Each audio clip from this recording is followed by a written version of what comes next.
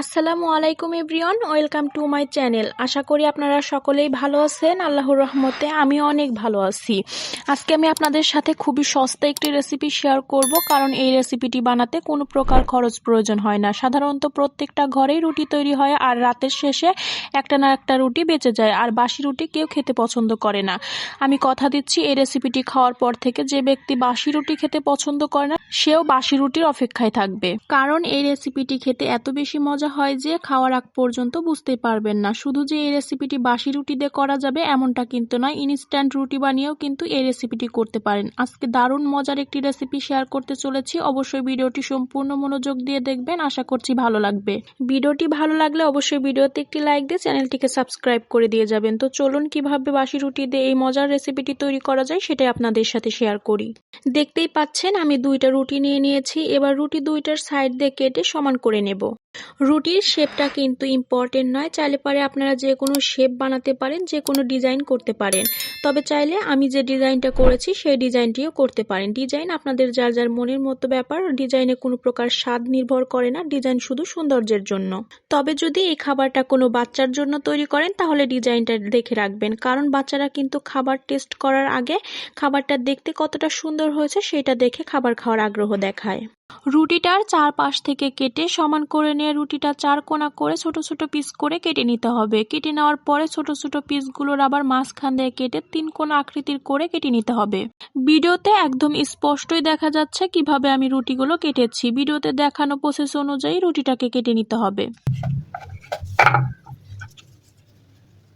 রুটিগুলোকে কেটে নেওয়ার পরে তিন কোনা আকৃতির রুটিগুলো বড় দিক থেকে মুড়িয়ে ছোট দিকে নিয়ে আসতে হবে। এরপরে সুতা দিয়ে ভালো করে বেঁধে নিতে হবে। খুব বেশি করে পেঁচাতে যাবে না, তাহলে কিন্তু ভাজার পরে আর খুলতে পারবেন না। আমি আপনাদের বোঝার সুবিধার জন্য আরো কয়েকটা বানিয়ে দেখাচ্ছি, আপনারা একটু মনোযোগ দিয়ে দেখবেন, তাহলেই বুঝতে পারবেন।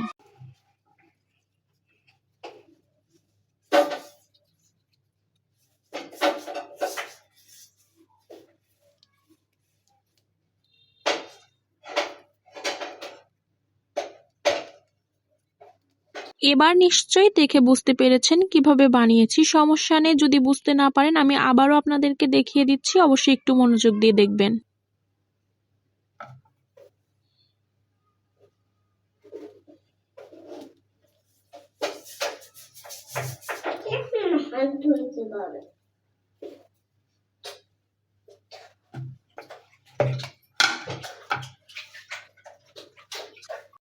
সেম ভাবে সবগুলো বানিয়ে নিয়েছি। এবার রুটির সাইড দিয়ে যে বেঁচে ছিল সেইগুলো মাঝখান দিয়ে কেটে সেম ভাবে আমি আবারও খাবারগুলো বানিয়ে নেব।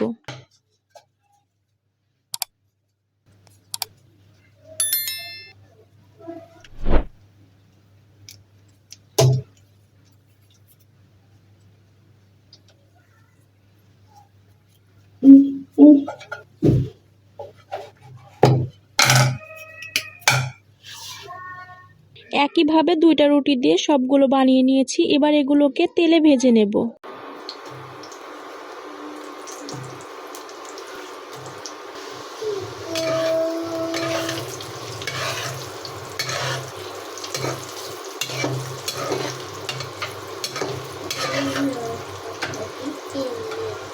রোলগুলো ভেজে নিয়ে তেল থেকে উঠিয়ে নিয়ে কিন্তু সুতোগুলো খুলে নিয়ে এরপরে রান্না করতে হবে। সুতোগুলো অবস্থায় রান্না করলে কিন্তু খাওয়ার সময় মুখে বাজবে, আর ভাজার পরে কিন্তু শক্ত হয়ে যাবে, এরপরে খুললে আর কোনো কিছু হবে না।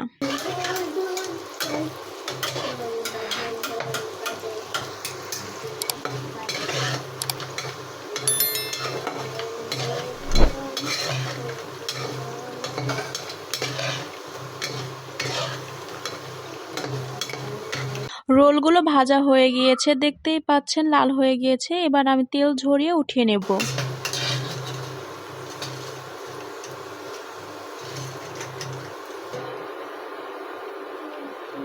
ভেজে তুলে নিয়ে এবার ওই তেলের মধ্যে দিয়ে দেব কিছু চিলি ফ্লেক্স। যে যেমন ঝাল খেতে পছন্দ করেন ওই অনুপাতে চিলি ফ্লেক্স দিয়ে দেবেন। চিলি ফ্লেক্স দিয়ে একটু নাড়াচাড়া করে ভেজে নিয়ে এর মধ্যে দিয়ে দেব 2 টেবিল চামচ পরিমাণ সয়া সস এবং 2 টেবিল চামচ পরিমাণ টমেটো সস।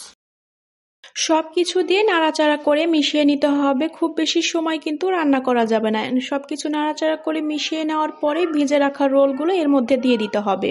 আমি কিন্তু এই রেসিপিটির মধ্যে শুধুমাত্র সয়া সস, টমেটো সস এবং চিলি ফ্লেক্স ব্যবহার করেছি। এছাড়া কোনো প্রকার উপাদান কিন্তু আমি এই রেসিপির মধ্যে ব্যবহার করিনি। এক্সট্রা করে লবণও কিন্তু আমি এই রেসিপিটির মধ্যে ব্যবহার করিনি। সয়া সস এবং টমেটো সসের মধ্যে যতটুকু লবণ ছিল এতে কিন্তু হয়ে গেছে।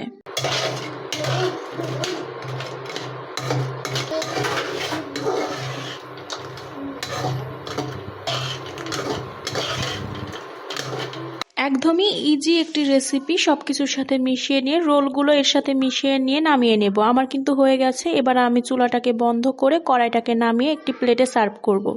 এবার আমি একটি প্লেটে সার্ভ করে নিচ্ছি। দেখতেই পাচ্ছেন কতটা লোভনীয় হয়েছে, উপর থেকে জুসি এবং ভিতর থেকে ক্রিস্পি। দারুণ একটি কম্বিনেশন। এই রেসিপিটা বানানো যত বেশি ইজি, খেতেও হয় দুর্দান্ত।